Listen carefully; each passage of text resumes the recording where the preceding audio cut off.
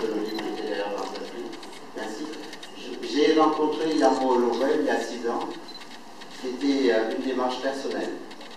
J'étais venu de France uniquement pour le voir, parce que j'étais exaspéré par les nouvelles qu'on avait de sa situation, les uns le disant mort, les autres racontant des choses épouvantables autour de sa personne.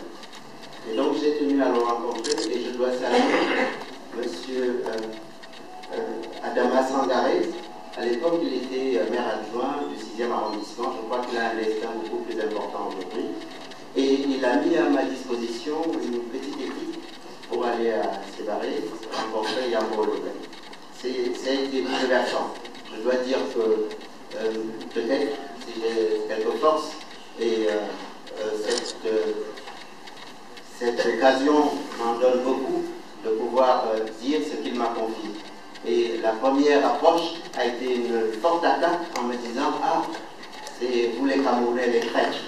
Au fond, c'était une parole amicale parce qu'après il m'a parlé de Mongo Betty.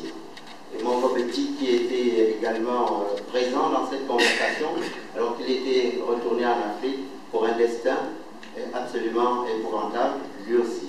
Mais je crois que Yambo, de ce qu'il m'a traduit, c'est le devoir de violence sur soi-même. Violence sur soi-même pour quitter les conformismes et pour rejoindre cette situation que résume en un mot le livre cinéma de Tierno Monenembo quand il dit cette phrase « Bouge pas Oklahoma Kid, c'est moi désormais qui mène la danse ».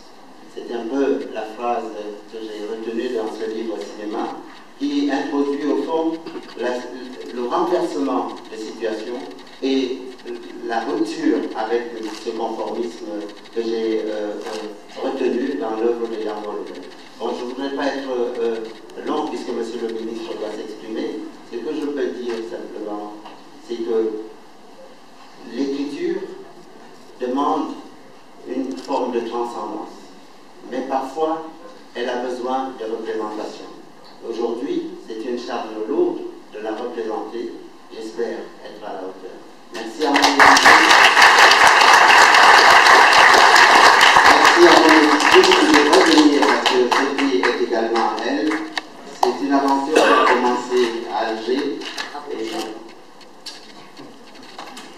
Et à Alger, elle avait dit il faudrait que les écrivains reprennent pied et reprennent langue avec le continent et qu'ils publient aussi leurs premiers ouvrages dans le continent.